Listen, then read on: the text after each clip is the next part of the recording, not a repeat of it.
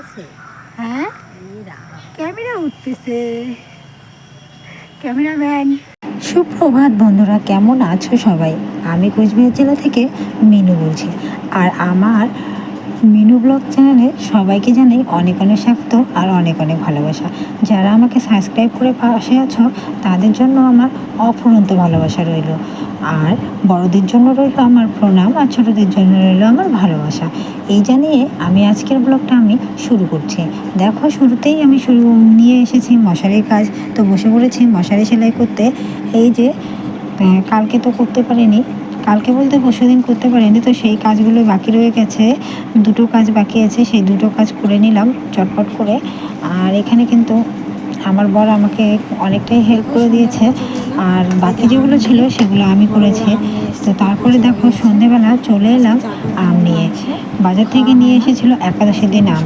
তো যেহেতু আমাদের ঘরে ফ্রিজ নেই, তাই আম দুটো পচে গেছে। কি মাথার দিকে একটু পছন্দ হয়েছে। তো আমি ভাবলাম যে এই আম দুটো কেটে খাওয়া যাক। তো কাটলাম, কেটে সবাইকে দিয়ে খেয়ে দিয়ে এই যে বসে পড়লাম টিভির ঘরে। টিভির ঘর বলতে আমার শাশুড়ি মায়ের ঘরে। প্রত্যেক দিন সন্ধ্যাবেলা কিন্তু এই টিভির ঘরে বসে 1 ঘন্টা করে আড্ডা দিই। তারপর গিয়ে ছেলেকে পড়াতে বসাই বা অন্য কাজ করে। আর এটা কিন্তু রোজকারই আড্ডা। আর তোমরা তো জানো যে ভিডিওর মাধ্যমে আমাদের সব কিছু দেখানোটা কিন্তু সম্ভব হয় না। কিছু কিছু আছে যে আমরা ভিডিওর বাইরেও করি, তো সব কিছু দেখানো সম্ভব নয় ক্যামেরা খুলে। তো তারপরে দেখো পরের দিন সকালবেলা চলে এলাম ছেলেকে নিয়ে। এই যে ছেলেকে স্কুলের জন্য রেডি করিয়ে দিলাম। সকালবেলা টেনে হিঁচড়ে ছেলেকে বিছানার থেকে তুলে স্কুলের জন্য রেডি করানোর জন্য বসিয়ে রেখেছে। আর বলছে, মা আমি আরেকটু ঘুমাবো, আমি আরেকটু ঘুমাবো। ওর ঘুমটা ক্লিয়ার হয়নি। রাতে যদি 12টার সময় ঘুমায় তাহলে কি সকালবেলা উঠতে ইচ্ছে করে? ও ঘুমায়, আমরাও ঘুমাই। তো আমার সঙ্গেই ও ঘুমাবে। আমি যতক্ষণ না চোখ বন্ধ করব ওর কিছুতেই ঘুম আসবে না। তো এই যে দেখো 12টার সময় ঘুমিয়েছিল, তো সকাল হতে না হতেই উঠে পড়েছে স্কুলের জন্য রেডি হওয়ার জন্য। ওকে 7টাতেই উঠতে হয়। 7টা থেকে 8টা পর্যন্ত ওর পিছনে মাছির মতো ভনভন করতে করতে ওকে রেডি করাতে হয়। তো দেখো ওকে রেডি করিয়ে দিচ্ছি। তারপরে খাওয়ানোর পালাটা আমার বরের। সকালবেলা যদি ও বাড়িতে থাকে তাহলে খাওয়ানোর পালাটা আমার বরেই পালন করে। আমি তো বাসি গায়ে উনুন ধরি না বা গ্যাস ট্যাস কিছু ধরি না। স্নান যদি না করি তাহলে কিন্তু আমি চাও করি না। তো আর তোমরা বরাবরই জানো সবাই যে আমার ভিডিওতে যারা সবসময় দেখো তারা কিন্তু জানো যে সকালবেলার চাটা আমার বরই বানায়।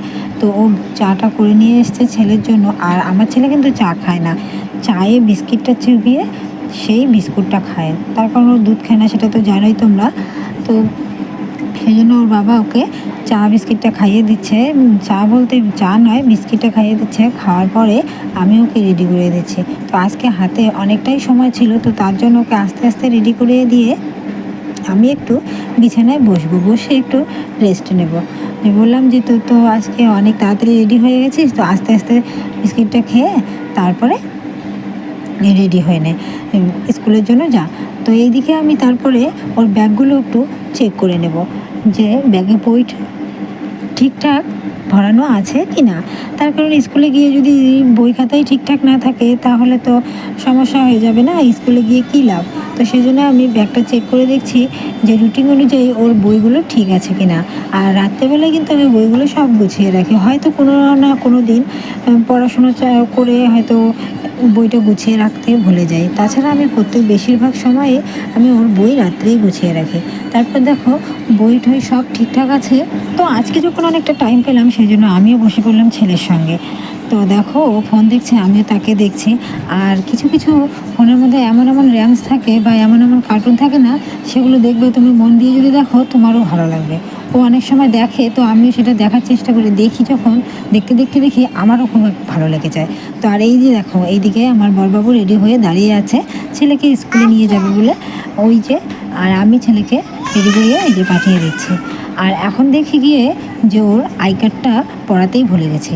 তো আই কার্ড ছাড়া তো স্কুলে ঢুকতে দেবে না। তো দৌড়ে গেলাম, দৌড়ে গিয়ে আবার আই কার্ডটা নিয়ে আসলাম, নিয়ে এসে গলায় পরিয়ে দিলাম। এখন আই কার্ড পরানোর পর আর আমার ছেলে কি করে, আই কার্ডটা মনে হয় কি ওর গলায় বুঝি লেগে আছে, তো সেই জন্য আই কার্ডটা খুলে রেখে দেয় ব্যাগে।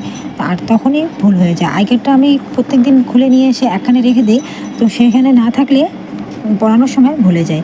তো দেখো আমার কিন্তু কাজবাজ সব হয়ে গেছে, আর প্রত্যেক দিনই সেই কাজবাজ দেখাতে ভালোও লাগে না, একঘেয়েমি। তো তারপরে দেখো আমি স্নান ধান সেরে চলে এসেছি। আর আমি যে ভয়েসটা দিচ্ছিলাম তখন পাশে একটা আওয়াজ হচ্ছিলো, তো সেই জন্য আমাকে ভয়েসটা মিউট করে দিতে হয়েছে। তো সেই ভয়েসটা দিতে পারিনি, আমাকে আবার ভয়েস ওভার করতে হয়েছে। তারপর দেখো সকালবেলার খাওয়া দাওয়া কিন্তু আমাদের হয়ে গেছে।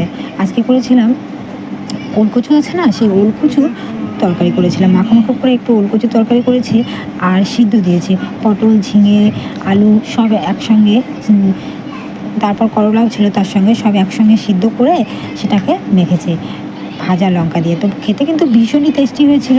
তো সকালবেলা খাওয়াটা সেই দিয়ে হয়েছে। তারপরে আমি বাদাম ছুলে নিচ্ছি, সেই বাদাম দিয়ে আমি করবো বাদাম পটল। এটা কিন্তু আমাদের ফেভারিট খাওয়া, খুবই পছন্দ করে।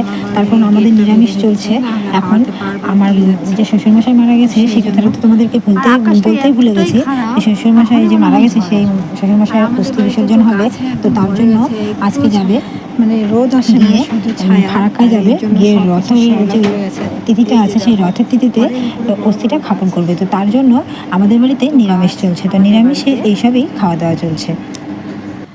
গরমের সময় তো ভালো লাগে, কিন্তু ঠান্ডার সময় এতটাই ঠান্ডা হয় বাড়িতে থাকা যায় না, এতটা ঠান্ডা। আর এত সুন্দর হাওয়া দেখে আমি এই যে দেখো বাদাম ছুলতে ছুলতে বাইরে চলে এসেছি। এত সুন্দর হাওয়া, ভাবলাম একটু হাওয়া খেয়ে আসি, ঘরে আর ভাল লাগছিল না, তো সেই জন্য বাইরে চলে আসলাম। এই যে বাদাম নিয়ে, তো এগুলো ছুলে রান্না করব। রান্না খাওয়া তো অর্ধেক হয়ে গেছে, এখন বাকি যতটুকু আছে ততটুকু রান্না করব। এই যে পটল করব, বাদাম পটল আমাদের খুব ফেভারিট সবারই, তো সেই জন্য। আর এই যে দেখো গেটটা খুলেছি, গেট খুলে দেখো কত আকাশটা খারাপ, এত হাওয়া দিচ্ছে কি বলবো, ভীষণই খারাপ আকাশ, ভীষণই খারাপ, খুবই বৃষ্টি আসবে। আর এত বৃষ্টি আসলে ভালোই হয়, না আসলেও হয়, আসুক। এই দেখছো কীরকম করে আকাশ ডাকছে, ঘুম ঘুম করে। তো ঠিক আছে গাইস, যাই। আকাশ বেশি খারাপ হলে আবার রান্নাটা হবে না, তার কারণ আমার ঘরে যদি কারেন্ট না থাকে তাহলে রান্না আমি করতে পারি না, মানে অন্ধকার হয়ে যায়। তাই এখন আমি আগে রান্নাটা সেরে নিই, তারপরে অন্য কথা।